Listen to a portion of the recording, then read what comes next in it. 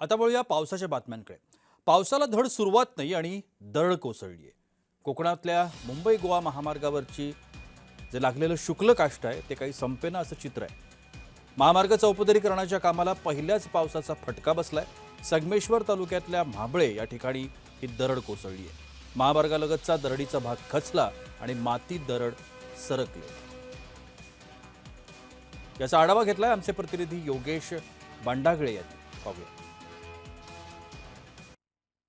मुंबई गोवा महामार्गाच्या चौपदरीकरणाचं काम रखडलंय आणि पहिल्याच पावसात या रखडलेल्या कामाला फटका बसलेला आहे।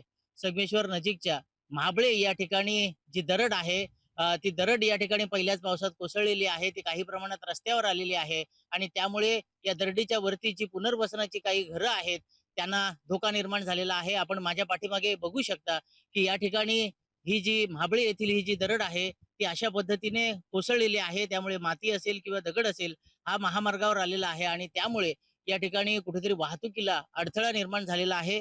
या ठिकाणी खरं तर चौपदरीकरणामध्ये जी संरक्षक भिंत या ठिकाणी बांधली जाणार होती, त्या संरक्षक भिंतीचं काम रखडलेलं आहे आणि त्याचा पहिल्याच पावसात फटका बसलेला आहे।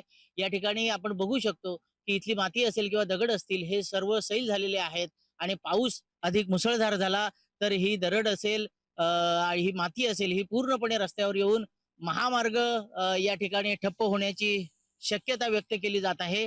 खरं तर या ठिकाणी वेळेतच जर संरक्षक भिंतीचं काम झालं असतं तर या ठिकाणी ही दरड जी आहे ती कोसळली नसती असं इथल्या स्थानिकांचं म्हणणं आहे। ही दरड कोसळू लागल्यामुळे या ठिकाणी असणारी जी 7-8 घरं आहेत त्यांना धोका निर्माण झाला आहे। प्रशासनानं आणि महामार्ग विभागाने याकडे लक्ष द्यावा अशी इथल्या स्थानिक रहिवाशांची मागणी आहे।